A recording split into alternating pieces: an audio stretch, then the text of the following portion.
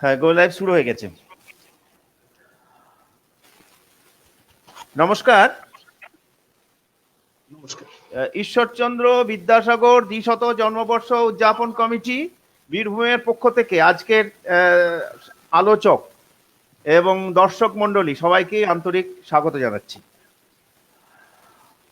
আমাদের আজকের যে আলোচনা তা আমরা শুরু করতে যাচ্ছি, কিন্তু আপনারা জানেন যে আমাদের আলোচনা সবার শুরু হয়েছে গত 28শে জুন 2020।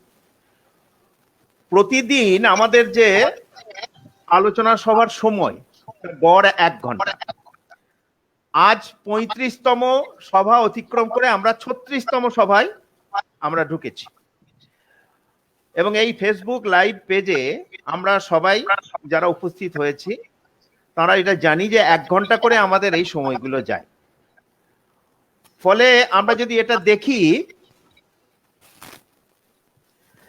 যে এই 36টা সভা আমরা যদি আজ শেষ করি তাহলে 36 ঘন্টা আমাদের একসঙ্গে থাকা হবে।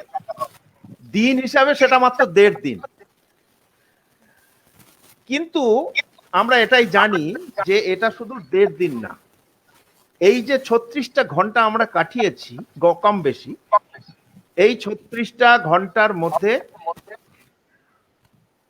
আমরা যে আলোচনা করেছি সেই আলোচনার মূল কেন্দ্রবিন্দুতে ছিলেন ঈশ্বরচন্দ্র বিদ্যাসাগর, এবং আমরা মূলত আলোচনা করছি ঈশ্বরচন্দ্র বিদ্যাসাগরের জীবন দর্শন, তার কর্ম, তার ভাবনা, তার উদ্যোগ, সমস্ত কিছু।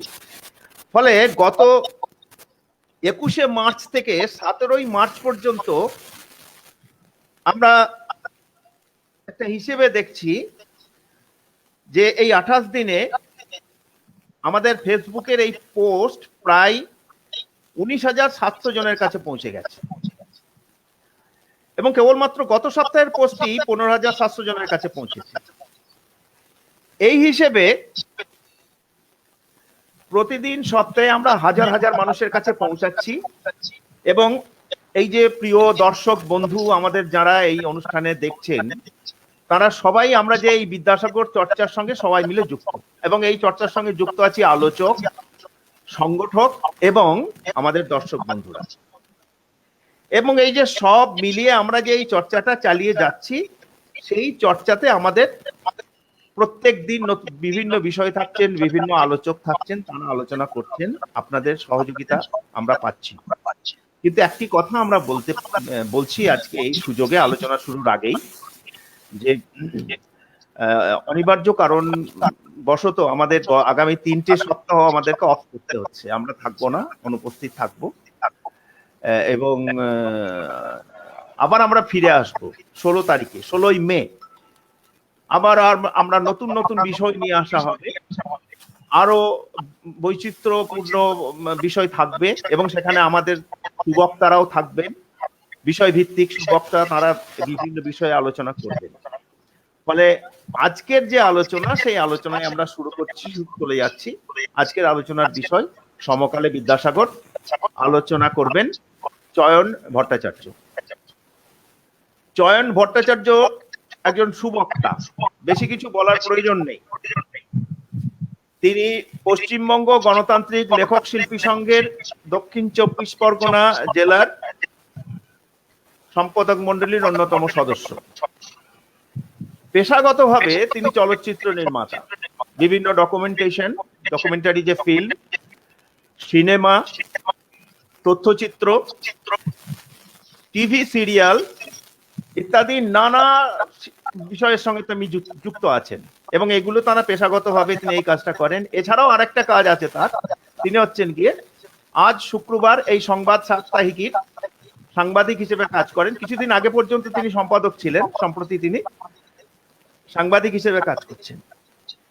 ফলে এতগুলো কাজের সঙ্গে এই সাংস্কৃতিক কাজ, তার সঙ্গে সঙ্গে সাংবাদিকতার যে জীবন, এই সবটার সঙ্গে নিবিড়ভাবে যুক্ত থাকার ফলে বিভিন্ন বিষয়কে খুব সুন্দর করে জনগণের সামনে তুলে ধরতে পারেন, এই দক্ষতা তার আছে। এছাড়াও আরেকটি দিকের পরিচয় এই সুযোগে আমরা তার কাছে রাখতে চাচ্ছি এই জায়গায়। অর্থাৎ তিনি হচ্ছেন গিয়ে যে একদিকে যেমন সাংস্কৃতিক আন্দোলন তার সঙ্গে যুক্ত, তেমনি আরেকদিকে তিনি উন্নয়ন আন্দোলনের সঙ্গে যুক্ত। তিনি একজন জনপ্রতিনিধি, কলকাতা কর্পোরেশনের মিউনিসিপ্যাল কর্পোরেশনের 111 নম্বর ওয়ার্ডের কাউন্সিল, এবং সেই সঙ্গে তিনি বিরোধী দলের চিফ হুইপ হিসেবে তার দায়িত্ব পালন করছেন। ফলে এই সুবাদে মানুষের সঙ্গে নিবিড় সম্পর্ক রেখে এলাকার উন্নয়নের যে কাজ, সেই উন্নয়নের কাজে তিনি নেতৃত্ব দিচ্ছেন। ফলে এই দুটি দিক, একটি সাংস্কৃতিক দিক, আরেক দিক হচ্ছে সাংবাদিকতার দিক, আর সেই সঙ্গে এই জনপ্রতিনিধি এবং উন্নয়নের আন্দোলনের দিক, এই সবটা মিলিয়ে মানুষের সঙ্গে নিবিড় সম্পর্ক গড়ে তোলার সুবাদে তিনি যথেষ্ট প্রিয়, এলাকায় মানুষের কাছে প্রিয় সুবক্তা, এবং মানুষকে যে ভালোবেসে এই কাজটা করেন, তাকে আজকে আমরা বক্তা হিসেবে পেয়েছি। আমরা আনন্দিত, তাকে স্বাগত জানাই, ধন্যবাদ জানাই যে আমাদের এই ফেসবুক লাইভ পেজে ঈশ্বরচন্দ্র বিদ্যাসাগর 200 জন্মবর্ষ উদযাপন কমিটি বীরভূমের ফেসবুক লাইভ পেজে তিনি বক্তব্য রাখতে আমাদেরকে সময় দিয়েছেন। আমরা তার আলোচনা শুরু করার জন্য আমরা অনুরোধ করছি। তার বিষয় সমকালে বিদ্যাসাগর, আলোচনা করছেন চয়ন ভট্টাচার্য। এই সুবাদে আমরা ধন্যবাদ জানাই দক্ষিণ 24 পরগনার বঙ্গীয় সাক্ষরতা প্রসার সমিতির মুখপত্র অক্ষরপাত সাহিত্য পত্রিকার সম্পাদক অরিন্দম মুখোপাধ্যায়কে, কারণ চয়নবাবুর সঙ্গে যোগাযোগ করার ক্ষেত্রে তিনি সেতু হিসেবে কাজ করেছেন। অধ্যাপক অমিত দেকে হওয়ার ক্ষেত্রেও তিনি সেতু হিসাবে কাজ করেছেন। এই সুবাদে অক্ষরপাত সাহিত্য পত্রিকার সম্পাদক অরিন্দম মুখোপাধ্যায়কেও ধন্যবাদ জানাচ্ছি। এবং আমরা আজকের যে আলোচনা, সেই আলোচনার আমরা শুরু করতে চাচ্ছি। আলোচনার বিষয় সমকালে বিদ্যাসাগর, আলোচনা করছেন চয়ন ভট্টাচার্য। চয়ন বাবু, আপনি নমস্কার। সকলকে নববর্ষের শুভেচ্ছা। বিকাশটা খুব ভালো হতো যদি আমি একটু আড্ডা মারতাম বিদ্যাসাগর সমকালে। আচ্ছা আচ্ছা, আমিও সমাজকর্মী, আপনিও একটা আন্দোলনের সঙ্গে যুক্ত, যেটা সাক্ষরতা আন্দোলন। সাক্ষরতা আন্দোলন বিদ্যাসাগরকে বাদ দিতে হয় না, এবং সমকালে সাক্ষরতা আন্দোলনের যে গুরুত্ব, সেটা আমরা কিন্তু বিদ্যাসাগরের জন্যই জানতে পেরেছি। এটা অবশ্যই আমরা যখন বিদ্যাসাগরকে আলোচনা করছি, বিদ্যাসাগরকে নিয়ে যখন আলোচনা করছি, তখন একটা সিনাপসিস, ধরুন আলোচনাটা অনেকের ভালো লাগলো না, ওরা উঠে চলে গেলেন, আমি সে কারণে দুটো কথা পরিষ্কারভাবে আপনাদের বলে দিচ্ছি। বিদ্যাসাগর সম্পর্কে রবীন্দ্রনাথ যে কথা বলেছিলেন, সে কথা অবশ্যই আমাদের আজকের আলোচনার সিনাপসিস হিসেবে গণ্য হতে পারে। বিদ্যাসাগর এই বঙ্গদেশে একক ছিলেন, এখানে যেন তাহার স্বজাতির সদর কেহ ছিল না। এদেশে তাহার সমযোগ্য সহযোগীর অভাবে আমৃত্যুকাল নির্বাসন ভোগ করিয়া গিয়াছে। এর থেকে বড় কথা বিদ্যাসাগরের সম্পর্কে কিছু হয় না, এর থেকে বড় মূল্যায়নও বিদ্যাসাগর সম্পর্কে কিছু হয় না। দ্বিতীয়, বিদ্যাসাগরের ব্যক্তি হিসেবে যে ভূমিকা, সেই ভূমিকা বিনয় ঘোষ তাঁর যে লেখাতে অনেকবার লিখেছেন যে বিদ্যাসাগর একটা এককভাবে তিনি নিজেকে বিকাশ করতে চেয়েছিলেন, বিকশিত হতে চেয়েছিলেন। কারণ তিনি বুঝতে পারছিলেন যে সমকালে তাঁর যে সমাজ, তাঁর যে পারিপার্শ্বিকতা, সে সমাজে তাঁর যে কাজকর্মগুলো যা বা তার কথাবার্তাগুলো, তার লেখা এবং তার সমাজ ভাবনা, কোনোটাই সর্বতোভাবে গ্রহণযোগ্য হয়তো হবে না, হয়তো সমাজ তার জন্য তৈরি নয়, সেটা তিনি বুঝেছিলেন। সে কারণে বিনয় ঘোষের লেখাতে দেখতে পাচ্ছি যে সাংগঠনিকভাবে বিদ্যাসাগর এই কারণেই বোধহয় খুব সফল নন। কোন সংগঠনের চেহারায় বিদ্যাসাগর নিজের আন্দোলনকে বিকশিত করেননি, অবশ্যই সহযোগী তিনি পেয়েছিলেন, কিন্তু কোনো সংগঠিত চেহারা তার আন্দোলন উঠে আসেন। এই প্রসঙ্গে আমি প্লেখানভ এর একটা কথা বলতে চাইছি। ইতিহাসে ব্যক্তির ভূমিকা নিয়ে তার একটা মূল্যায়ন খুব গুরুত্বপূর্ণ। প্লেখানভ বলেছিলেন যে ইতিহাসে একজন ব্যক্তি তার নিজস্ব কাজের মাধ্যমে তার ভূমিকা পালন করেন। ইতিহাস অনেকে বস্তুবাদী যারা রয়েছেন, আমরা সবসময় আমরা একটা সরলীকরণ করবার চেষ্টা করি যে প্রেক্ষিত মানবকে তৈরি করে দেয়, মানুষকে তৈরি করে দেয়। ব্যাপারটা তা নয়। ব্যক্তির ইচ্ছে, ব্যক্তির যে কাজের ধারা এবং ব্যক্তির নিজস্ব ভাবনা এবং সমাজকে তিনি কতটা এগিয়ে নিয়ে যেতে চাইছেন, সেটার উপরে অনেকখানি নির্ভর করে। যে কারণে আমরা দেখলাম বিদ্যাসাগর যেমন এলেন না, আমি যদি বিদ্যাসাগরের উত্তরসূরি হিসেবে কাউকে ভাবি, সেরকমও আমরা অক্ষয় দত্তকেও যেমন বিদ্যাসাগরের সমকালীন একই বছরে জন্মেছিলেন 1820, তেমনি বিদ্যাসাগরের সমকালীন যদি মানে উত্তরাধিকারী হিসেবে আমরা কিন্তু কাউকে পেলাম না। যদি প্রকৃত অর্থে আমি বলি, বিদ্যাসাগরের উত্তরসূরি ওইভাবে নিজেকে ওই জায়গায় নিয়ে যাওয়া বিদ্যাসাগর ছাড়া আর কেউ পারেননি। শিবনাথ শাস্ত্রী একটা খুব গুরুত্বপূর্ণ কথা বলেছিলেন বিদ্যাসাগরের নিজস্ব ভাবনা চিন্তা বলুন বা বিদ্যাসাগরের চারিত্রিক বৈশিষ্ট্য নিয়ে। বিদ্যাসাগর শিবনাথ শাস্ত্রীকে একবার বলেছিলেন, সারা ভারতবর্ষে এমন কোনো রাজা নাই যাহার নাকে আমি এই চটি জুতা পরা পা লাথি মারিতে পারি। এই এই এই স্পর্ধা ঊনবিংশ শতাব্দীতে পরাধীন ভারতবর্ষে কজন বঙ্গ সন্তানের মধ্যে ছিল, ছেড়ে দিন বঙ্গ সন্তান, এশীয়দের মধ্যে ছিল, আমাদের সন্দেহ থেকেই যায়। কাজেই যে দৃঢ়তা চারিত্রের এবং আত্মমর্যাদাবোধ এবং সবচেয়ে বড় কথা হচ্ছে যে নিজে যেটা করব ভেবেছি সেটাকে একেবারে 16 আনা করে বার করে আনার যে প্রয়াস, সেটা বিদ্যাসাগরের কিন্তু সরাসরি ছিল।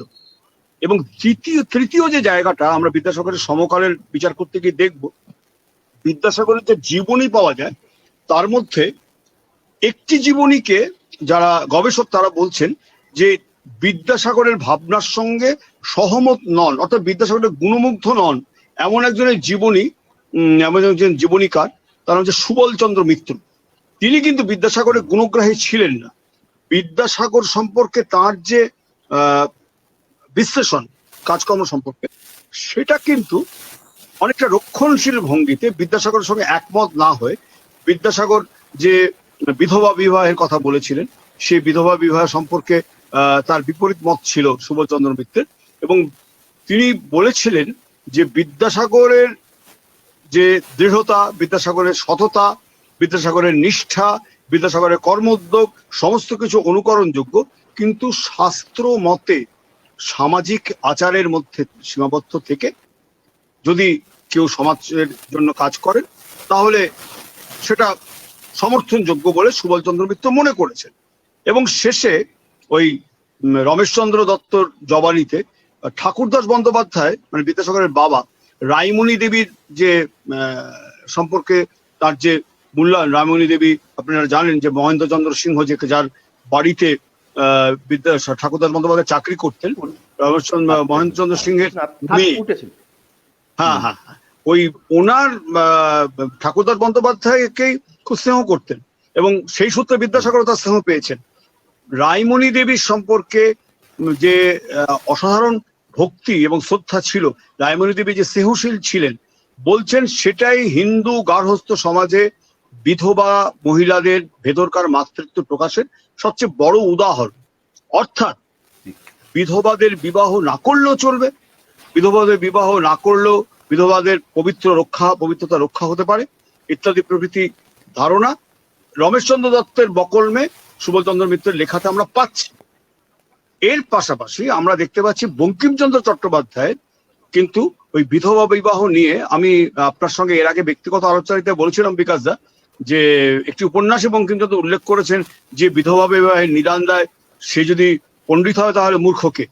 কিন্তু বঙ্কিমচন্দ্র চট্টোপাধ্যায় পরবর্তীকালে বিদ্যাসাগরের সম্পর্কে লিখছেন যে একবার আমি বিধবা বিবাহ সম্পর্কে আমার মূল্যায়ন তার সম্পর্কে করার পরে তিনি তার বিরক্তি উৎপাদন করেছিলাম, কিন্তু পরবর্তীকালে সে প্রসঙ্গ আমি আর আনিনি।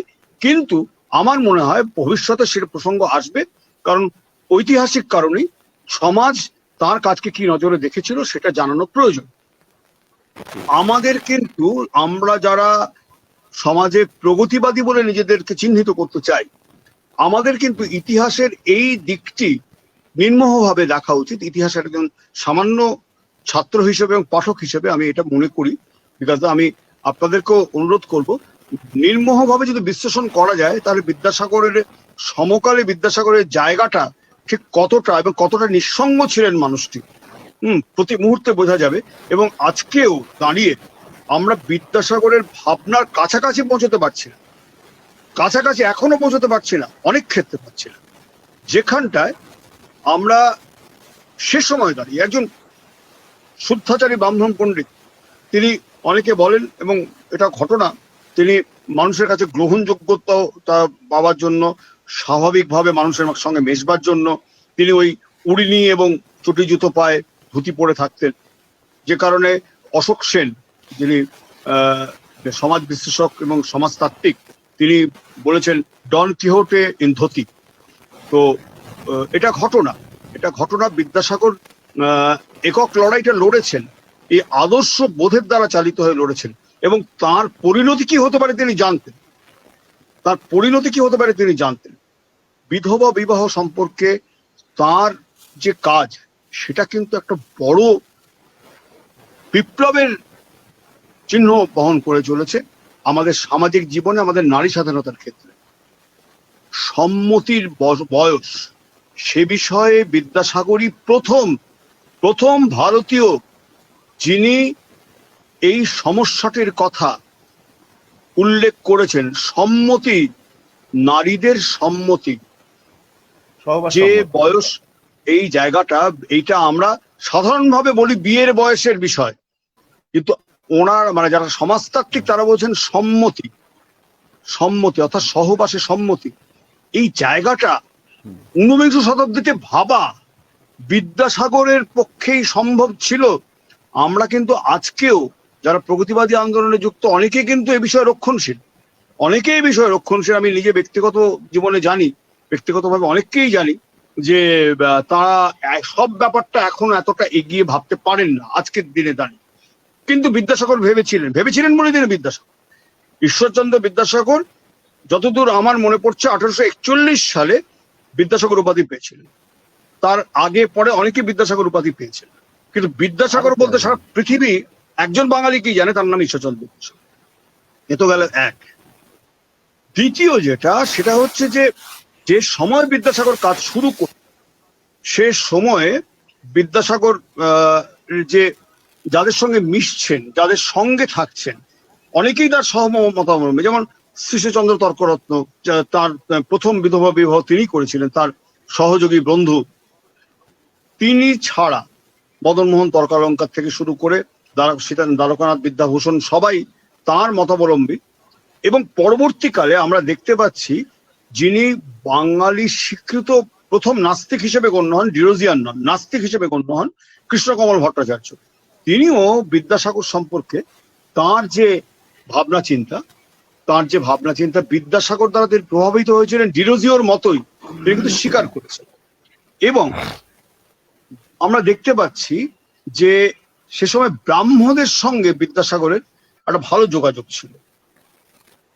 যেমন অক্ষয় কুমার দত্ত তত্ত্ববোধিনী পত্রিকার সম্পাদক ছিলেন, কিন্তু বিদ্যাসাগরও তত্ত্ববোধিনী পত্রিকায় প্রত্যক্ষত যুক্ত না থাকলেও বিদ্যাসাগরের সঙ্গে তার একটা যোগাযোগ ছিল, মানসিকভাবে যোগাযোগ ছিল। সর্বতভাবে তিনি একমত ছিলেন কিনা সে বিষয়ে আমি জানি না, মানে আমার কাছে অতটা তথ্য নেই, কিন্তু অনেকটাই সমাজ সংস্কারের বিষয়, যুক্তিবাদের বিষয় একেবারে প্রত্যক্ষভাবে তিনি বিদ্যাসাগরের সঙ্গে যুক্ত ছিলেন। এবং অক্ষয় কুমার মৈত্র ছাড়া তো আমাদের যুক্তিবাদী আন্দোলন লেখাবলি বা বিজ্ঞান বিষয়ক লেখাবলি আমরা তো ভাবতে পারা সম্ভব না আমাদের পক্ষে। আমরা দেখতে পাচ্ছি দুই মহান মনীষী তাদের মতো করে কিন্তু ভেবেছিলেন, এবং সম্ভবত বিদ্যাসাগর অক্ষয় কুমার দত্তের প্রভাব কতদূর সুদূরপ্রসারী ছিল এই বিষয়ে দেবেন্দ্রনাথ ঠাকুর অবশ্যই মহর্ষি হিসেবে ইতিহাসে খ্যাত। তিনি বলছেন তত্ত্ববোধিনী পত্রিকাতে সম্পর্কে হতাশ হচ্ছেন অক্ষয় কুমার দত্ত যখন সম্পাদক, বলছে যে কতগুলা নাস্তিক এই তত্ত্ববোধিনী পত্রিকা পরিচালনা করিতেছে, ইহাদের বহিষ্কার না করলে তত্ত্ববোধিনী পত্রিকার কোনো আশা নাই। তিনি এই কারণে ব্যাপারটা বলেছিলেন যে তার অনুমোদিত কিছু প্রবন্ধ তত্ত্ববোধিনী পত্রিকা সে সময় ছাপা হয়নি।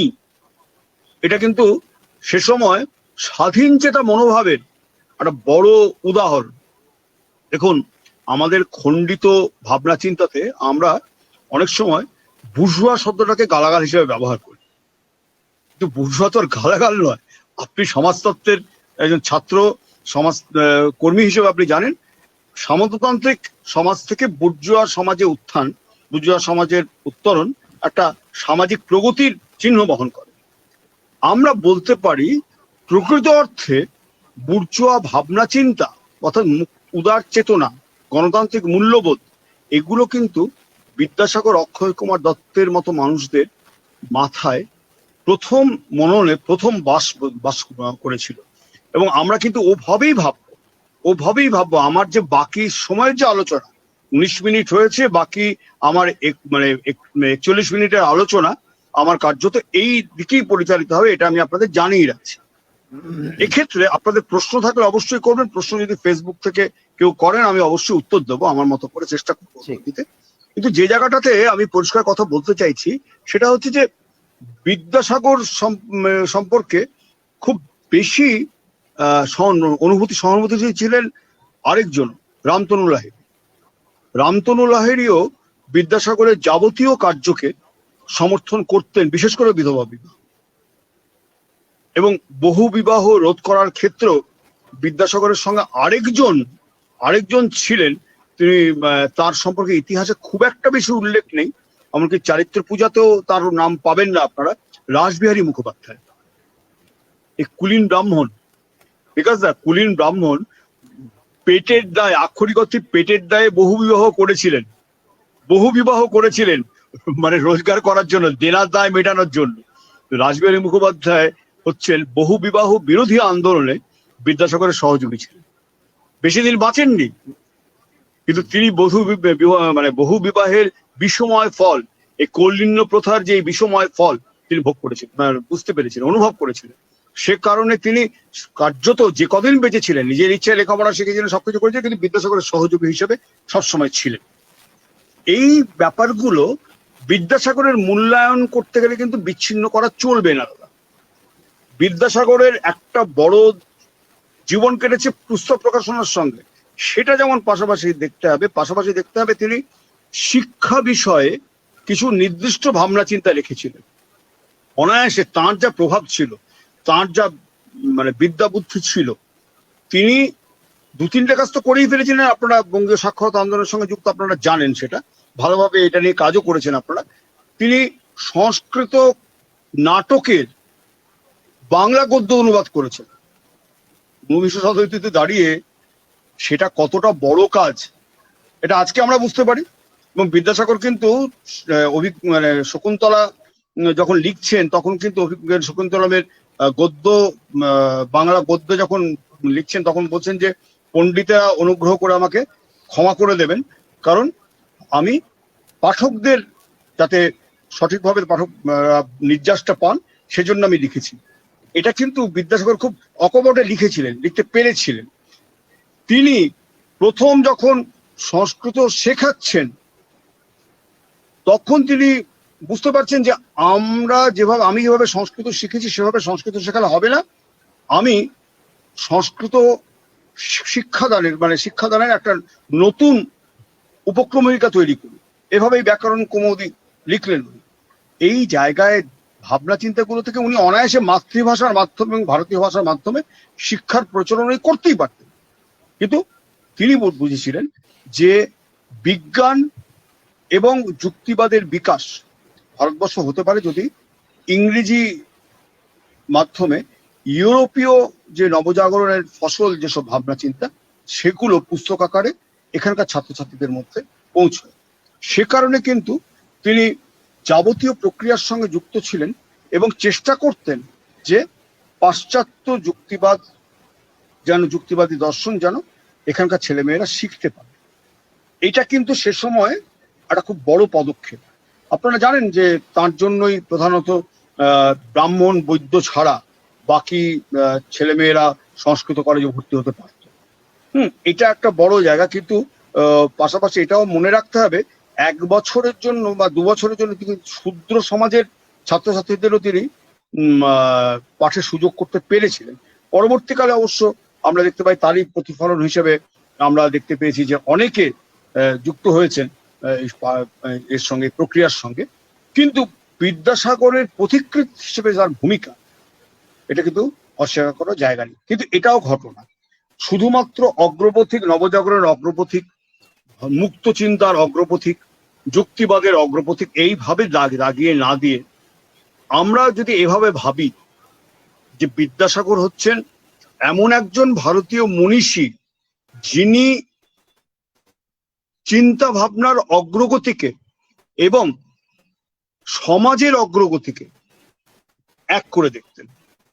সমাজ এগোবে সে চিন্তাই আমি করব, এর বাইরে কিছু ভাবনা চিন্তা করার ইচ্ছে আমার নেই, চাইলেও আমি করব না। আমার মন ইচ্ছে হলো আমি করবো না।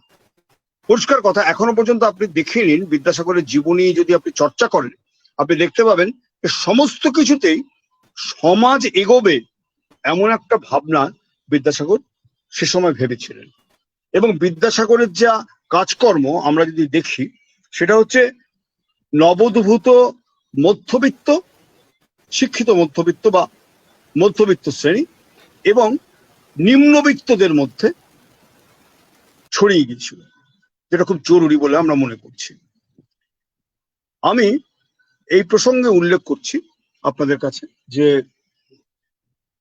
2021 সালে দাঁড়িয়েও এই প্রসঙ্গে আমাদের একটা কথা বলতেই হবে যে আমরা যখন কাজকর্ম করি, সমাজের জন্য কিছু কাজকর্ম করার চেষ্টা করি, সেক্ষেত্রে বিদ্যাসাগরের কথাটা আমাদের বারবার মনে করতে হয় এই কারণে যে বিদ্যাসাগর যে কটি সে সময় উল্লেখযোগ্য সারস্বত সাধনা ঘটেছিল, অর্থাৎ বিদ্যাচর্চার কাজ হচ্ছিল, যেমন কালীপ্রসন্ন সিংহের মহাভারত অনুবাদ, তার সঙ্গে তিনি যুক্ত ছিলেন।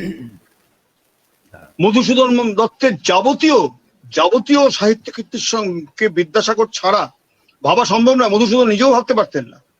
মধুসূদনকে দেনার দায় থেকে মুক্ত করেছেন সেটা অন্য প্রসঙ্গ, সেটা অনেকেই বলেন, কিন্তু মধুসূদন দত্ত প্রতিভাকে প্রকৃতপক্ষে যারা মূল্যায়ন করতে পেরেছিলেন সরাসরি, তার মধ্যে প্রথম নাম অবশ্য বিদ্যাসাগর। ঈশ্বরচন্দ্র বিদ্যাসাগর ছাড়া মধুসূদনের মূল্যায়ন করা সে সময় ওই পর্যায়ের কারো সম্ভব ছিল না। অনেক রক্ষণশীল মানুষ কিন্তু আমাদের মধুসূদন দত্তের যা লেখা বলুন বা তার ভাবনা চিন্তা বলুন, তার সঙ্গে একমত ছিলেন না, তো আমরা সবটাই জানি। কিন্তু এমনকি আমরা অনেকে সিপাহী বিদ্রোহের সময় তার ভূমিকা কি ছিল এই নিয়ে প্রশ্ন তোলেন, ঠিক আছে, কিন্তু তার নিজস্ব ভাবনার সঙ্গে মিলছে না এমন কোনো কিছু কিন্তু বিদ্যাসাগর ভাবেননি বা প্রশ্রয় দেননি। তার চিন্তা ভাবনা একমুখী ছিল, যেটা পরবর্তীকালে আমরা রবীন্দ্রনাথকেও দেখেছি। স্বাধীনতা আসে অন্তরের থেকে, মানুষের অন্তর স্বাধীন না হলে সেই স্বাধীনতা আন্দোলন মানে যে রাজনৈতিক স্বাধীনতার আন্দোলন সফল হয় না, সেটা রবীন্দ্রনাথ বিশ্বাস করতেন। আমাদের বিশ্বাস, যেটা বিদ্যাসাগর সেটা বিশ্বাস করতেন তার মতো করে। কারণ কংগ্রেস যখন শুরু হয় তখন শোনা যায় ঐতিহাসিক সত্যতা বিচার ইতিহাসবিদরা করবেন, তার কাছে নাকি যাওয়া হয়েছিল। জাতীয় কংগ্রেস যখন তৈরি হয় 1885-তে জাতীয় কংগ্রেস তৈরি, তার আগে সংগঠনের সময় তার কাছে যাওয়া হয়েছিল। তখন তিনি বলেছিলেন, প্রয়োজনে তোমরা লাঠি ধরতে পারবে তো? কিন্তু ন্যাচারালি সে সংগঠকরা রাজি হননি, কারণ কংগ্রেস তখন প্রেশার গ্রুপ বা প্ল্যাটফর্ম অফ প্রোটেস্ট নয়, demand two raise the demand, chatter of demands, এইভাবে ভাবনা হয়েছিল কংগ্রেসকে নিয়ে। সে কারণে লাঠি ধরার ব্যাপারটাকে গুরুত্ব দেওয়া হয়নি। কংগ্রেসের সঙ্গে সে অর্থে বিদ্যাসাগর যুক্ত ছিলেন। যেটা বিদ্যাসাগরের প্রধান কর্মকাণ্ড, সে কর্মকাণ্ড কিন্তু মানুষের সমর্থন, সাধারণ মানুষের সমর্থন একটা বড় অংশের পেয়েছিল, কিন্তু সেটা শিক্ষিত সমাজে। যে রক্ষণশীল যে সমাজ, সে সমাজে বিদ্যাসাগরের ভাবনাকে কদর করার জায়গায় কেউ ছিল না। বরং একজন শাস্ত্রজ্ঞ মানুষ হয়ে তিনি কেন শাস্ত্রের বিধান মানছেন এবং আমি নিতান্ত দেশাচারের দাস নহি, এই কথা বলে তিনি কেন বিশৃঙ্খলাকে প্রশ্রয় দিচ্ছেন, এই প্রশ্ন সে সময় ওঠা শুরু হয়ে গিয়েছিল। আমরা দেখতে পাচ্ছি কি ভয়ঙ্কর রাজনীতি। বিদ্যাসাগর নিজে রাজনীতির সঙ্গে যুক্ত ছিলেন, কিন্তু বিদ্যাসাগরকে রাজনীতির শিকার হতে হয়েছিল সমকালে। বেঁচে থাকুক বিদ্যাসাগর চিরজীবী হয়ে। আপনি যদি রামতনু লাহিড়ী তৎকালীন বঙ্গ সমাজ পড়েন, বিদ্যাসাগর অংশে, এটা অষ্টম পরিচ্ছেদ অথবা নবম পরিচ্ছেদে আছে, সেখানে দেখতে পাবেন বিদ্যাসাগর সম্পর্কে লিখতে গিয়ে শিবনাথ শাস্ত্রী এই বেঁচে থাকুক বিদ্যাসাগর চিরজীবী হয়ে এই পাড়ের শাড়ির বর্ণনা দিচ্ছেন। তারপরেই বলছেন সে সময় বিদ্যাসাগরের শহীদরা আশঙ্কা করছেন বিদ্যাসাগর না আক্রান্ত, এবং বিদ্যাসাগরের ওপর যে শারীরিক আক্রমণ করার চেষ্টা হয়েছিল সেটুকু আমরা অনেকে জানি, সে খবর আমরা রাখি অনেকেই। কিন্তু মনে রাখতে হবে বিদ্যাসাগর কিন্তু তাতে দমে যান বা পিছিয়ে যান। কিন্তু এই বিধবা বিবাহ নিয়ে তার উদ্যোগকে অনেকে কার্যত অর্থ উপার্জন বা অসৎ উপায়ে ব্যবহার করেছেন, সেটা যেমন ঠিক। অনেকে বিদ্যাসাগরের এই ভাবনাকে দুর্বলতা ভেবে সেটার অপব্যবহার করেছেন, এটাও ঠিক। যে কারণে উনি একবার খুব খেদোক্তি করেছিলেন যে আমাদের দেশের লোকের চরিত্র এরকম জানলে আমি কখনোই আগে এইসব নিয়ে অগ্রসর হতাম। কিন্তু যেটা মনে রাখতে হবে যে বিধবা বিবাহকে আইন সিদ্ধ করার জন্য বিদ্যাসাগরের যে উদ্যোগ, সেটা কিন্তু বানচাল করা হয়েছিল এবং তার জন্য সর্বতভাবে চেষ্টা করা হয়েছিল। কিন্তু এটাও ঘটনা সম্ভবত সমাজকে এগিয়ে নিয়ে যাওয়ার জন্য গণস্বাক্ষর সংগ্রহ করে সরকারের কাছে দরবার করা। ভারতীয়দের মধ্যে সম্ভবত বিদ্যাসাগরই প্রথম যিনি গণস্বাক্ষর করে সংগ্রহ করেছিলেন, ওই সরকারের কাছে দিয়েছিলেন, এবং শেষ স্বাক্ষরটি তাঁর ছিল, সবাই জানে সেটা। কিন্তু এটাই বোধহয় গণস্বাক্ষরের প্রথম নিদর্শন সমাজকে এগিয়ে নিয়ে যাওয়ার ক্ষেত্রে, সমাজের যে চাহিদা তাকে পূর্ণ করার জন্য। আমি এই জায়গাটায় আরেকটু বেশি মনোসংযোগ করতে চাইছি আপনাদের দৃষ্টি আকর্ষণ করার জন্য, যে নারীদের সম্মতি বিয়ের বয়সের ব্যাপারটা নয়। কি অর্থে নারীদের সম্মতি বিদ্যাসাগর বাস্তব চোখে উপলব্ধি করেছিলেন সেটা বিদ্যাসাগর নিজের লিখছেন। আমি বলবার সুবিধার জন্য আমি চলিত ভাষায় বলছি। তিনি বলছেন যে অদ্ভুত তোমাদের মানসিকতা, তোমরা নিজেদের বাড়ির অল্প বয়সী মেয়েদের বৈধব্য এলে তুমি তাদের ব্যভিচারকে প্রশ্রয় দিতে বাধ্য হও, এমনকি তাদের ভ্রূণ হত্যা পর্যন্ত দিকে ছেড়ে দাও, কিন্তু তাকে সংসারী করে তাকে প্রকৃত সামাজিক জীবনে ফিরিয়ে আনার কথা ভাবো না। ভেবে নিন আপনারা, ঊনবিংশ শতাব্দীতে একজন উপবিদধারী ব্রাহ্মণ যার মাথায় টিকি আছে, যিনি অনর্গল মাতৃভাষার থেকে বেশি ভালো সংস্কৃত বলতে পারেন, একজন সফল অধ্যাপক শিক্ষাবিদ, তিনি কত বড় কথা বলছেন এবং প্রধানত সামাজিক শৃঙ্খলা রক্ষার জন্যই তার বিধবা বিবাহের আন্দোলন, সেটা তিনি সে সমাজকে বারবার বোঝাবার চেষ্টা করেছেন, কিন্তু সমকাল তার সে কথা বুঝেনি। এটা মেনে নিতে হবে। আমরা যারা এই কালের সমাজকর্মী, এই ব্যাপারে আমরা কতটা ভাবি, আমি প্রশ্নটা আপনাদের কাছে রাখছি। আগামী দিন আপনারা যখন সামাজিক আন্দোলনের বিভিন্ন পর্যায়ে যুক্ত হবেন, এই প্রশ্নগুলো নিজেদেরকে করবেন। আপনারা নিজেরাই বুঝতে পারবেন, আমরা নিজেরাই বুঝতে পারবো যে আমরা ঠিক কতটুকু এগিয়েছি। ভাবুন, একজন ব্রাহ্মণ পণ্ডিত সে সময় 19 শতাব্দীতে কার্যত পুরুষতন্ত্রকেই চ্যালেঞ্জ করে বসলেন। যেটা বলে রাখা দরকার সেটা হচ্ছে 2021 সালে আমরা অনেক কিছুই বলতে পারি, অনেক কিছুই ভাবতে পারি, কিন্তু সে সময়ে দাঁড়িয়ে কজন পেরেছিলেন এই আধ্যাত্মিকতার টান এড়িয়ে যেতে?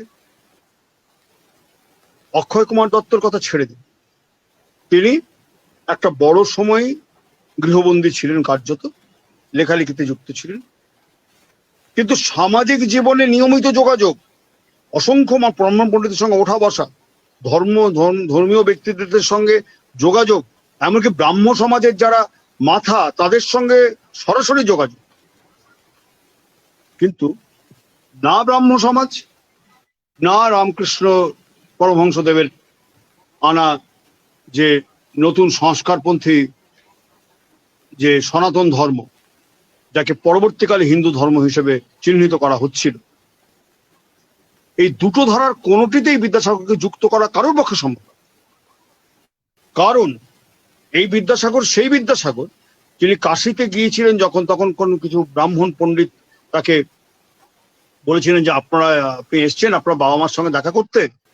কাশীতে ঠাকুরদাস বন্দ্যোপাধ্যায় এবং ভগবতী দেবী দুজনেই থাকতেন সে সময়। তিনি, অনেকে বলে যে সেই সময় বিশ্বনাথ দর্শনের প্রসঙ্গ এসেছিল, উনি বলেছিলেন আমার পিতামাতাই আমার বিশ্বনাথ এবং মাতাই আমার ভগবতী। কিন্তু তার আগে যে কথাগুলো সেগুলো আমরা সবটা এড়িয়ে যাই। ওখানে ব্রাহ্মণ পণ্ডিতরা বলেছিলেন আমাদের কিছু সাহায্য করুন। বিদ্যাসাগর বলেছিলেন আপনাদের যা যা কীর্তিকলাপের কথা আমি জানি সেগুলো মনে করলে আমার গা রিডি করছে এবং আপনাদেরকে অর্থ সাহায্য করা আমার কাছে পণ্ডশ্রম মনে হচ্ছে। আপনি বলছেন পুণ্যার্জনের কথা, না আমি পুণ্যার্জন করতে কাছেতে আসি, আমার বিশ্বনাথ দর্শন করবার কোনো প্রয়োজন নেই বলে তিনি এই কথাগুলো বলেছিলেন। পরে তার বাবা মা সম্পর্কে যা মূল্যায়ন সেটা তিনি বলেছিলেন। ভাবুন, আমি বারবার সবাইকে ভাবতে অনুরোধ করছি, বিদ্যাসাগর হয়তো একা, হয়তো তিনি সংগঠিত কোনো চেহারা নিয়ে অনেক লোক মানুষকে নিয়ে কোনো সংগঠনের জন্ম দিতে পারেননি। বিদ্যাসাগর মিশন নামে কোনো সংগঠন আমরা পাইনি সে সময়। পরবর্তীকালে কজন প্রত্যক্ষভাবে বিদ্যাসাগরের এই কাজে যুক্ত হওয়ার মানসিকতায় ছিলেন, আমাদের একটা প্রশ্ন থেকে যাচ্ছে। আমরা দ্বিশতবর্ষে বিদ্যাসাগর সম্পর্কে যখন আলোচনা করছি তখন নির্দিষ্টভাবে বলে রাখা দরকার, আমরা সেটা নিয়ে ভাববো যেটা বিদ্যাসাগরের শেষ সময়ের কাজগুলো এই সময় আমরা ঠিক কতটা ওই সময় থেকে বাকি সমাজকে এগিয়ে নিয়ে যেতে পেরেছি, কতটা ইতিবাচক ফল বিদ্যাসাগর যেটা দেখতে চেয়েছিলেন আমরা এই দ্বিশতবর্ষ সেটুকু বহন করতে পারছি। কখনো আমরা কি ভেবেছিলাম রাজনৈতিক হিন্দুত্ব নামক একটা বিষয় এই সময়ে যারা ইতিহাস লিখছেন অর্থাৎ সাংবাদিক হচ্ছেন বা সমাজতাত্ত্বিক যারা, তাদের আলোচনার বিষয়বস্তু হতে পারে? সিপাহী বিদ্রোহে এক ধর্মীয় আবেগের ভূমিকা রাখা হয়েছিল, কিন্তু সেইটাকে ব্রিটিশ সাম্রাজ্যবাদ নিজেদের মতো ধর্মীয় বিভাজনের কাজে লাগাতে পারে।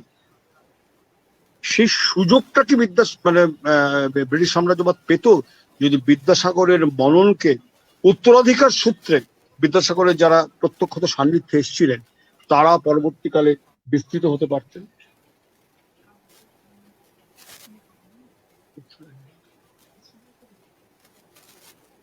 বলে রাখা দরকার যে আমরা যারা সমাজকর্মী এ কথাগুলো তাদেরও ভাবনার বিষয়ে রয়েছে।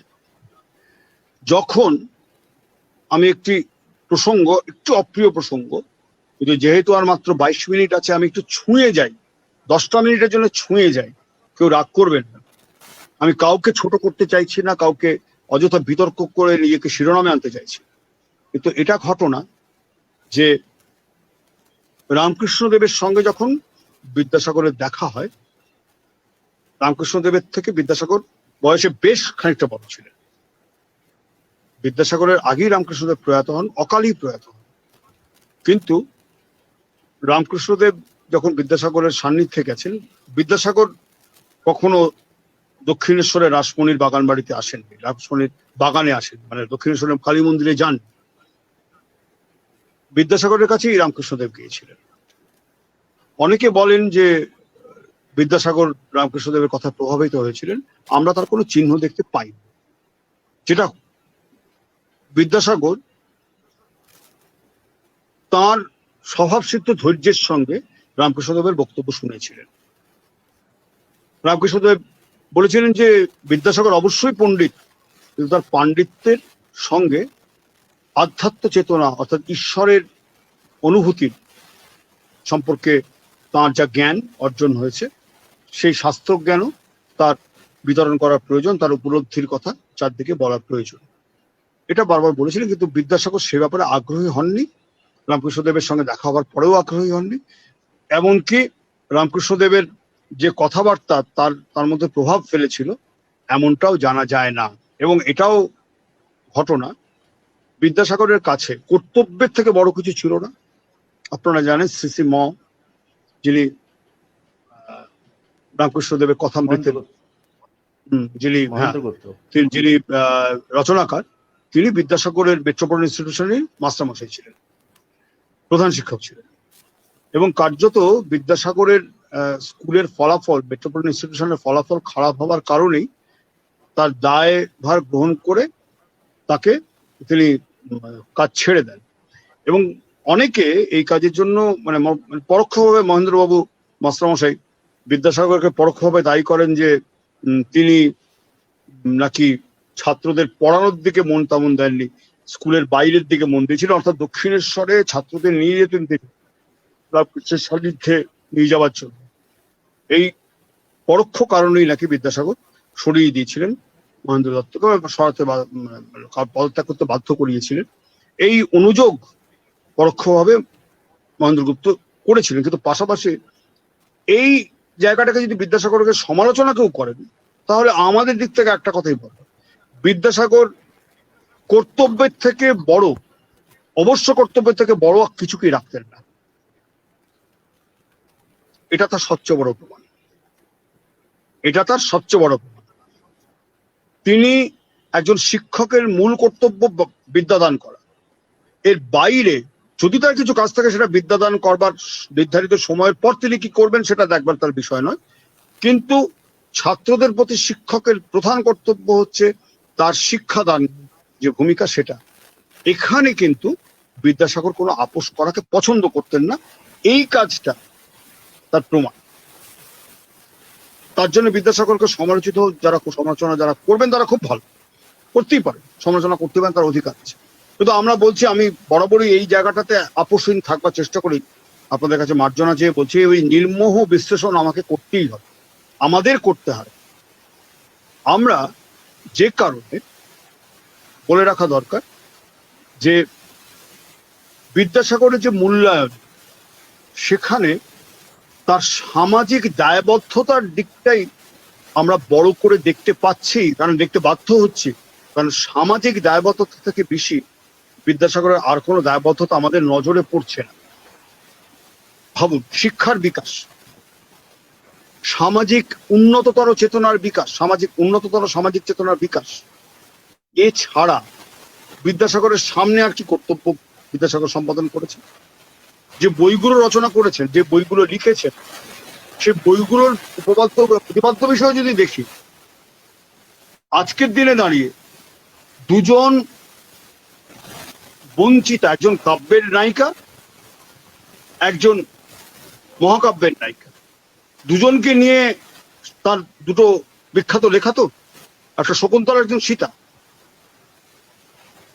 সেখানটায় আমরা যদি এভাবে ভাবি যে সীতা সম্পর্কে রামের যা মূল্যায়ন, সে মূল্যায়নকে খুব ঠান্ডাভাবে, খুব নির্মোহভাবে ঈশ্বরচন্দ্র বিদ্যাসাগর কিন্তু একটু সমালোচনার চোখেই দেখেছেন। যে অংশে আমরা দেখতে পাচ্ছি সীতার বনবাস পর্যায়ে, যে বনবাসে কেন দিতে হচ্ছে, কারণ দুর্মুখ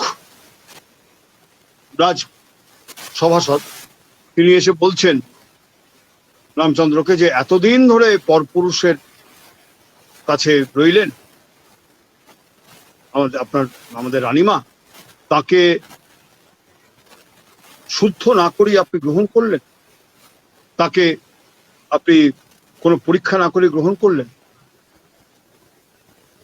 এই বিষয়টি খুব তাৎপর্যপূর্ণভাবেই আমরা দেখতে পাই এই উল্লেখের ক্ষেত্রে। বিদ্যাসাগরের যা বর্ণনা আমি পড়তে অনুরোধ করছি,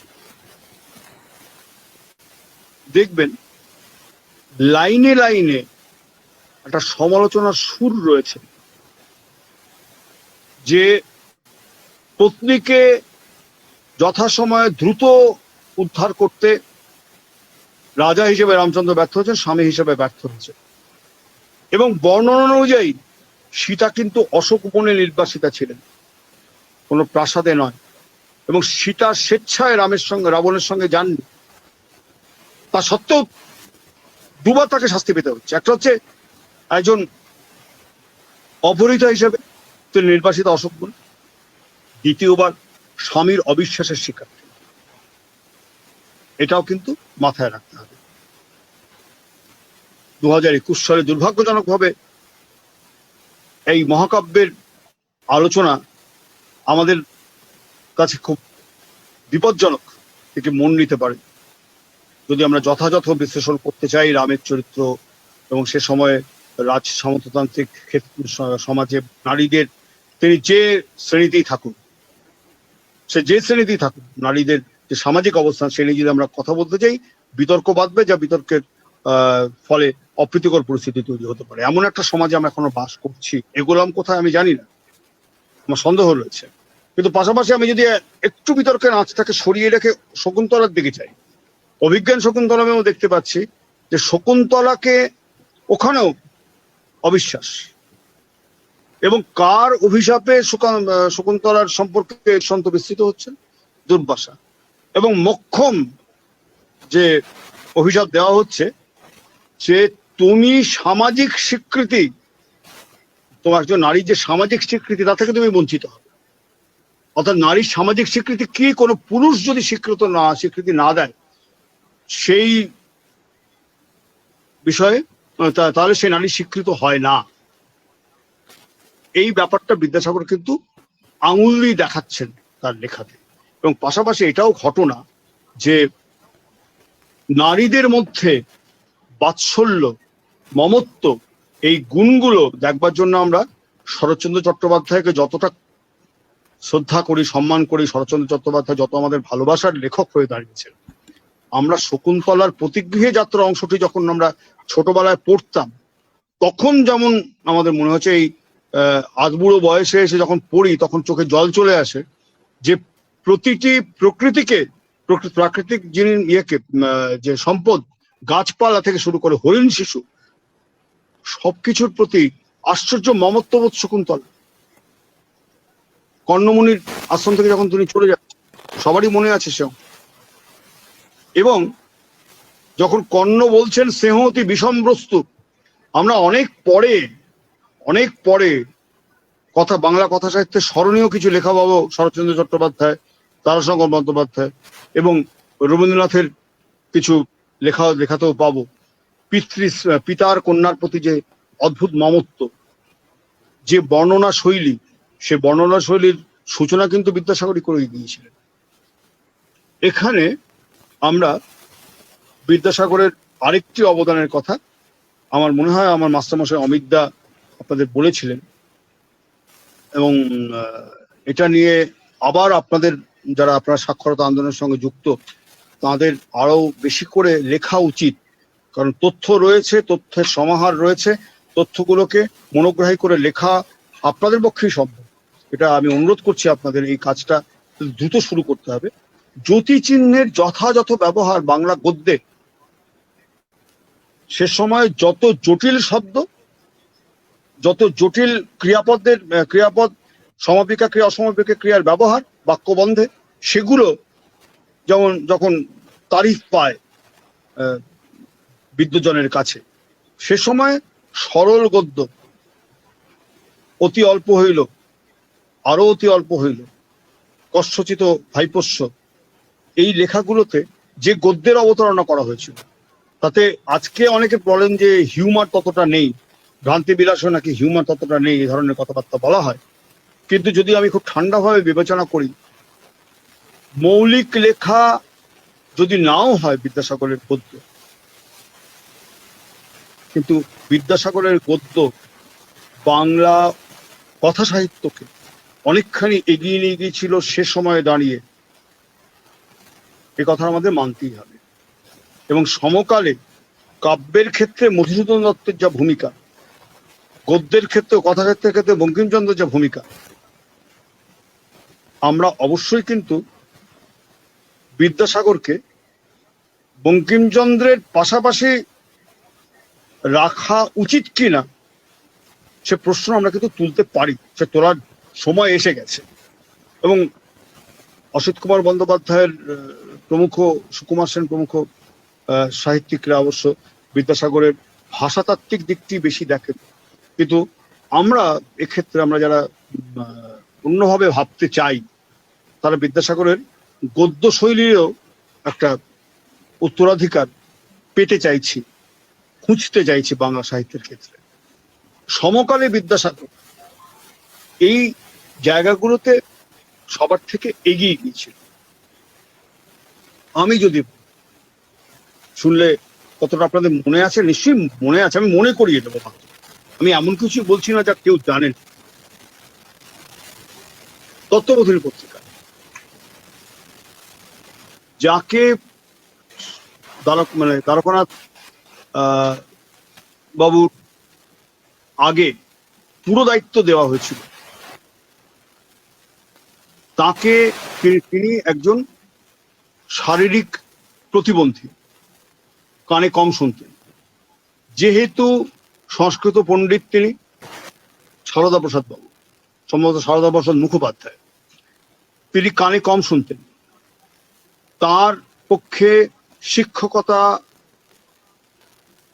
বৃত্তিতে সফল হওয়া সম্ভব নয়, প্রসার হওয়া সম্ভব নয়, এটা ভেবেই তাকে যুক্ত করা হয়েছিল সম্পাদক হিসেবে। চাইলে ঈশ্বরচন্দ্র বিদ্যাসাগর নিজে হতে পারতেন না? না, হননি।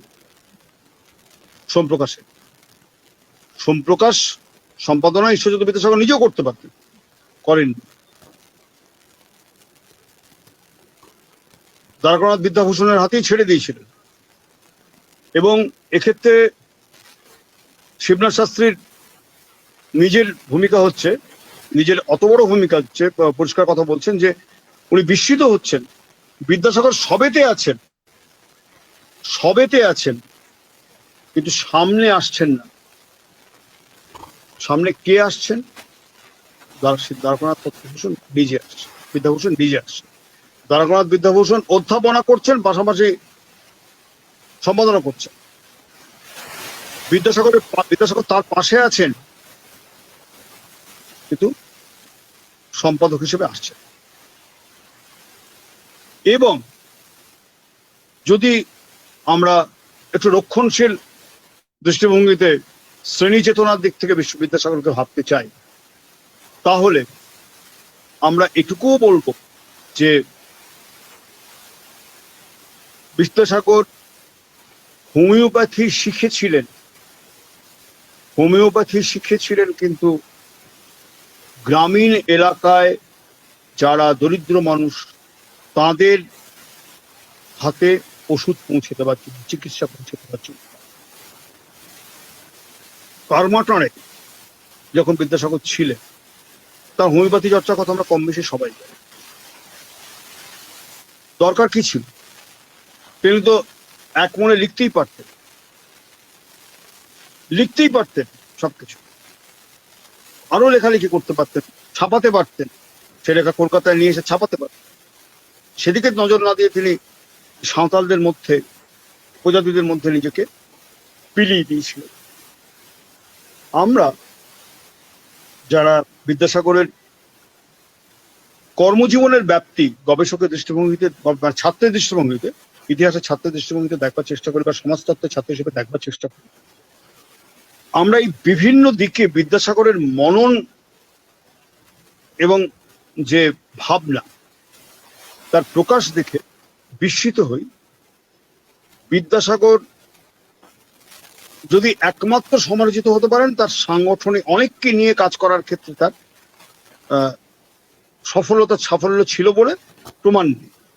এই সীমাবদ্ধতাটুকু যদি বাদ দিই, তাহলে পাল্টা এ প্রশ্ন বিদ্যাসাগরের যারা গুণমুগ্ধ তারা তুলতেই পারেন যে যদি সমমনস্ক সংখ্যা কম হয়, তাহলে সংগঠনটা তৈরি হবে কি করে? এবং প্রকৃত উদার চেতা মানুষের মতো এবং সত্যিকারের অগ্রপথিকের ভাবনা ছিল বলেই বিদ্যাসাগর কিন্তু অনুগামী তৈরি করেন। তার স্নেহাস্পদ ছাত্রছাত্রী ছিল, কিন্তু কেউ নিজেকে আমি বিদ্যাসাগরের অনুগামী, বিদ্যাসাগরের স্নেহধন্য এই বলে কিন্তু বিজ্ঞাপন করবার সুযোগ পান। এবং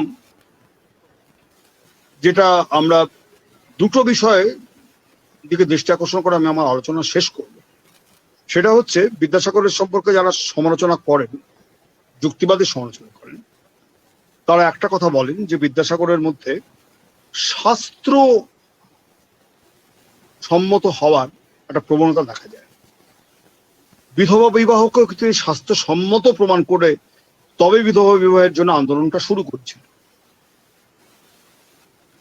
কারণ একটাই, যুক্তিবাদী বিদ্যাসাগর পাশ্চাত্য যুক্তিবিজ্ঞানের চেয়ে তার ক্ষেত্রে মনে হয়েছিল পাশ্চাত্য যুক্তিবিজ্ঞান যেমন একটা নতুন তত্ত্ব আলোচনার মাধ্যমে, যেটাকে অ্যানালিসিস সিনথেসিস এই প্রসেস বলা হয়, এই প্রসেসের চেয়ে তিনি ভারতীয় দর্শনে যেভাবে তর্ক উপস্থাপিত হয়, যেহেতু তিনি নিজে একজন সংস্কৃত পণ্ডিত ছিলেন, সমস্ত শাস্ত্র অধ্যয়ন করেছিলেন, সমস্ত দর্শন অধ্যয়ন করেছিলেন, তিনি ভারতীয় তর্কবিজ্ঞানের যে প্রকরণ সে প্রকরণ অনুসরণ করেছিলেন। এই প্রকরণের দুটি জিনিস, একটা হচ্ছে পূর্বপক্ষ খণ্ডন এবং নিজের মতে উপস্থাপন। পূর্বপক্ষ খণ্ডন করে কিভাবে? আমি কেবলমাত্র পূর্বপক্ষকে খণ্ডন করলাম এই বলে নয় যে অমুকে এটা বলেছেন এটা ভুল। ভারতীয় দর্শন বলছে পূর্বপক্ষের বিশ্লেষণও তুমি তোমার মতো করে করবে। বিকাশ দা সহ আপনারা সবাই মোটামুটি জানেন যে চারবাক দর্শন আমরা যেটুকু পাই সেটা কিন্তু পূর্বপক্ষ খণ্ডনের প্রসঙ্গেই পাই। চারবাকের সমস্ত বইপত্র তো পুড়িয়ে দেওয়া হয়েছে, যেটুকু আমরা পাই এই চারবাক দর্শনের সেটা কিন্তু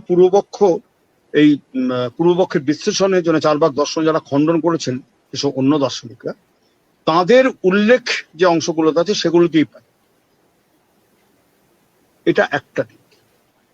দ্বিতীয় যে বিষয়টি সেটা হচ্ছে যে সর্বজন গ্রাহ্য হতে গেলে যারা সমাজের মাথা তারা শাস্ত্রের উদাহরণ চাইবেন, এটা বিদ্যাসাগর নিশ্চিতভাবে জানতেন।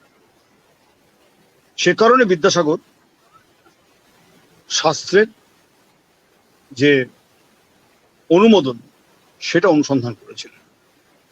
নইলে বিদ্যাসাগর 0-0 মতো বলতেই পারতেন যে এটাই ঠিক বলে নিজের মত নিয়ে আন্দোলনে নেমে যেতেই পারতেন তার ছাত্রছাত্রীদের নিয়ে। তা তিনি করেননি। অনেক সমালোচক বলেন যে নিম্নবর্গীয় সমাজে অত বাঁধন ছিল না, যার ফলে বিধবা বিবাহ বলি বা বহু বিবাহ বলি, এগুলো কোনোটাই খুব বেশি উপযোগী ভূমিকা নিতে পারিনি। এটা অনেকে বলেন, আমি নাম করতে চাইছি না কারো, অনেক আমার শ্রদ্ধেয় অনেক মানুষেরও এরকম মত। কারণ এগুলো ওখানে প্রচলন ছিল, বিদ্যাসাগরের মতামত সেখানে কার্যকর হয়নি। আমরা দ্বিমত পোষণ করছি। তথ্য বলছে যে নিম্নবর্গীয় সমাজেও, তথাকথিত নিম্নবর্গীয় সমাজে, এমনকি যোগীনাথ যারা, তাদের মধ্যেও বিধবা বিবাহ প্রচলন করা সম্ভব হয়েছিল বিদ্যাসাগরের ওই আন্দোলনের ফলে। প্রচুর সমালোচনা, ধিক্কার, নিন্দা এগুলো এসেছিল। সমকালে ওই সময়ের মধ্যে 19 শতকে নিম্নবর্গীয় বাঙালি সমাজে বিধবা বিবাহ অনুমোদন পেয়েছিল ওই আন্দোলনের ফলে। তার আগে যে অর্থে বিবাহ সামাজিক স্বীকৃত হয়, সে সামাজিক স্বীকৃতির ক্ষেত্রে একটা বাধা ছিল। এই বাস্তবতাকে অস্বীকার করা ইতিহাসের বিকৃতি বলে আমাদের মনে হচ্ছে। একদম শেষ পর্যায়ে চলে এসেছি, আপনাদের ধৈর্যের আর পরীক্ষা নেব না। কিন্তু এটা সত্যি কথা যে প্রাচ্যে সমাজ সংস্কারের আন্দোলনের ক্ষেত্রে বিদ্যাসাগরের মতো ভূমিকা আমরা কনফুসিয়াসের মতো কিছু মানুষের সঙ্গে বোধহয় তুলনায় যেতে পারি।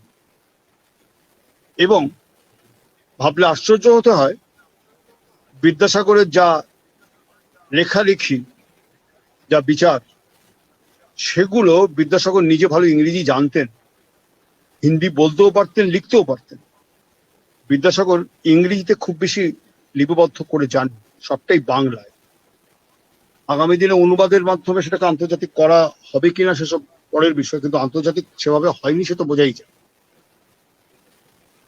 খুব বেশি ভাবে আন্তর্জাতিক ভাবে বিদ্যাসাগরের যে কাজের স্বীকৃতি, বিদ্যাসাগরের আলোকে নিয়ে আলোচনা হয়, কিন্তু কাজের স্বীকৃতি প্রাপ্য স্বীকৃতি বিদ্যাসাগরের এখনো পাওয়া যায়নি, অথচ স্রোতের বিরুদ্ধে সাঁতার কাটার মতো এত যোগ্য মানুষ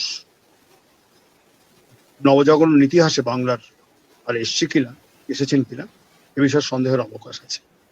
সকলকে ধন্যবাদ। এতক্ষণ ধৈর্য ধরে যারা আমার মতো একজন অভাজনের আলোচনা শুনলেন, আমি নিহাতি ছাত্র, আমার শিক্ষক অমিত দে আমার সঙ্গে ছিলেন এতক্ষণ, আমার স্বস্তি হয়েছে যে আমার ভুল ত্রুটি তিনি শুধরে দেবেন আশা রাখবো। আমি কৃতজ্ঞ বিশেষ করে আমাদের জেলায় সাক্ষরতা আন্দোলনের অবিসংবাদিত নেতা কমরেড অরিন্দম মুখোপাধ্যায়ের কাছে এবং বিকাশদার মতো একজন প্রাজ্ঞ মানুষের কাছে আমাকে আলোচনার সুযোগটুকু করে দেওয়ার জন্য অশেষ কৃতজ্ঞ। ধন্যবাদ। সবাই ভালো থাকবেন। নমস্কার। এতক্ষণ আমরা আলোচনা শুনছিলাম চয়নবাবুর কাছ থেকে বিদ্যাসাগরের সমস্ত বিষয়টা। তিনি প্রথমেই বললেন যে আমরা একটু গল্প করি আর কি, এই মুডেই তিনি শুরু করেছিলেন এইরকম ধারাতেই। ফলে বিদ্যাসাগরের যে বিষয়টি তিনি বিচরণ করেছেন অবাধে, সমস্ত ক্ষেত্রটি তিনি ছুঁয়ে গেছেন, সব জায়গাটাতেই। এখন তিনি চলচ্চিত্রকার তো পেশাগতভাবে, ফলে বিদ্যাসাগরের এক একটা জায়গাকে ধরেছেন এবং তার উপরে আলো ফেলেছেন, অর্থাৎ আলাদা আলাদা আলাদা তৈরি করে তারপর সেগুলো জুড়ে দেওয়ার কাজটা করার, সবটাকে তিনি মালা গেঁথেছেন, সমস্ত বিষয়টাকেই তিনি ছুঁয়ে গেছেন একেবারে। বিদ্যাসাগরের যে রবীন্দ্রনাথ যে কথাটা বলেছিলেন বিদ্যাসাগর ছিলেন একক, সেই জায়গাটা থেকে উনি শুরু করেছেন যে বিদ্যাসাগর ছিলেন সেই সময় একক, তার সঙ্গে আর যারা তখন ছিল তারা ছিলেন, পরবর্তী সময়ে তারা হয়তো কেউ কেউ সরে গেছেন, কিন্তু অনেকেই ছিলেন। কিন্তু তবুও তার কাছে কেউ যেন সমকক্ষ হতে পারেননি, এই কথাটা উনি বলার চেষ্টা করেছেন খুব বিশেষ করে। এবং তিনি আরেকটা জায়গার উপরে খুব বেশি জোর দিয়েছেন যে বিদ্যাসাগর চর্চাকে আমাদের যুক্তিবাদী দৃষ্টিতে দেখতে হবে, কেননা বিদ্যাসাগর নিজে ছিলেন যুক্তিবাদী। আর সব থেকে তার বড় জিনিস ছিল যে মানুষ ছাড়া আর কিছু তার জীবনে ছিল না, সবটাই তার মানুষ কেন্দ্রিক। এই যে মানুষ কেন্দ্রিকতা, যেটার ক্ষেত্রে উনি তুলনা করতে গিয়ে একটু বলেছেন রামকৃষ্ণের জায়গাটাকে এনে বলেছেন যে তার যে খানিকটা মোক্ষের ভাবনা ছিল রামকৃষ্ণের, কিন্তু বিদ্যাসাগরের এই মোক্ষের জায়গাটা ছিল না। তিনি একেবারে মানুষকে নিয়েই থাকতে চেয়েছেন, মানুষকে কেন্দ্র করেই চলতে চেয়েছেন, এই জায়গাটার উপরই জোর দিয়েছেন।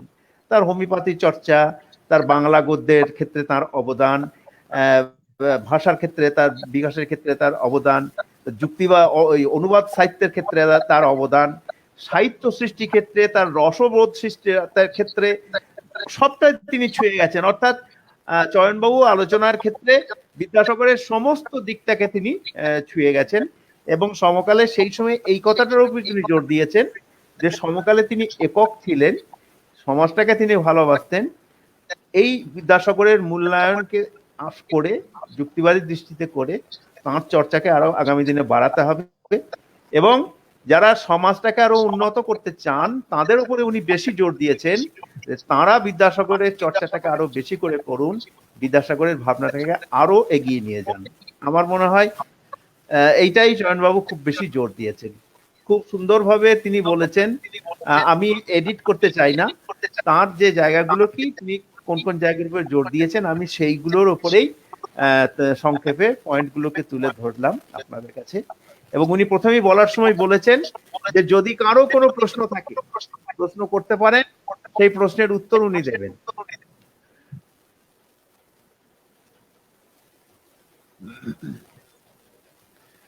খুব সুন্দর বিশ্লেষণ করার জন্য আমরা চয়নবাবুকে ধন্যবাদ দিচ্ছি। এতক্ষণ ধরে আমাদের তিনি সময় দিয়েছেন নানা ব্যস্ততার মাঝে। আর প্রথমেই বলতে গিয়ে বলেছি তিনি প্রচন্ড কাজে ব্যস্ত, তবুও সেই মাঝেই আমাদের এই সময় দিয়েছেন এবং বলতে এগিয়ে এসেছেন, তার জন্য তাকে ধন্যবাদ। এবং আগামী দিনে তার আরো যদি আমাদের প্রয়োজন হয় ঈশ্বরচন্দ্র বিদ্যাসাগরের যে চর্চা আমরা করতে চাইছি, ঈশ্বরচন্দ্র বিদ্যাসাগর 200 জন্মবর্ষ উদযাপন কমিটি বীরভূমের পক্ষ থেকে, সেক্ষেত্রে তার সাহায্য সহযোগিতা প্রয়োজন হলে নিশ্চয়ই আমরা পাবো, এই প্রত্যাশা রাখছি।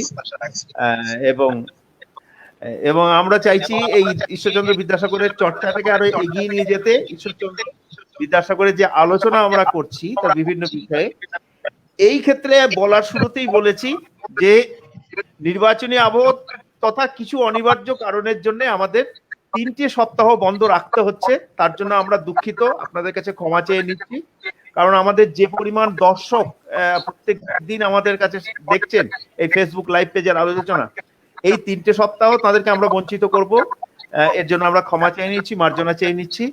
কিন্তু আবার এটা বলছি যে আরো বিষয় বৈচিত্র্য নিয়ে, বৈচিত্র্যের উপরে দাঁড়িয়ে আমরা আবার ফিরে আসব, আরো বক্তা নিয়ে আসবো যারা বিষয়ভিত্তিক সুবক্তা, তারা এই উপরে আলোচনা করবেন, এবং সেটা ফিরে আসবো আমরা 16ই মে রবিবার রাত 8টায়। আবার আপনাদের সঙ্গে দেখা হবে। আজকের আলোচককে ধন্যবাদ এবং অজস্র ধন্যবাদ এতক্ষণ যারা আমাদের এই ফেসবুক লাইভ পেজে ছিলেন এবং বিভিন্ন মন্তব্য করেছেন। আমি মন্তব্যগুলোকে একবার তুলে ধরতে চাইছি।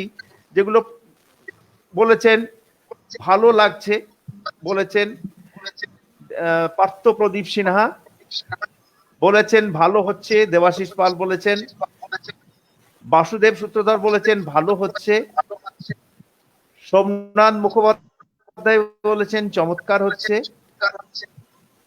জাকারিয়া খান বলেছেন এইরকম বিজ্ঞ মননশীল রুচি সম্পন্ন উদ্যোগ প্রশংসার দাবি রাখে, অলোকনাথ গড়াই বলেছেন আমি সমৃদ্ধ হলাম, পুরঞ্জয় দাস বলেছেন সমৃদ্ধ বিষয় বিশ্লেষণ প্রশংসনীয়, অমিত দে আমাদের আগের আলোচক ছিলেন, অধ্যাপক অমিত দে, তিনি বলছেন সঙ্গে আছি, ভালো লাগছে। হ্যাঁ মাস্টারমশাই, আয়োজকদের সাধুবাদ জানাই, আমরাও ধন্যবাদ জানাচ্ছি। পুরঞ্জয় বাবু আবার, পুরঞ্জয় দাস আবার মন্তব্য করেছেন, আপনাদেরকে অসংখ্য ধন্যবাদ। অমিত দে আবার শেষকাল বলেছেন সমৃদ্ধ বিশ্লেষণ। এই আমাদের যারা এতক্ষণ আলোচনা শুনলেন তাদের সবাই প্রায় খুব সদর্থক বিশ্লেষণ করেছেন, সদর্থক মতামত রেখেছেন।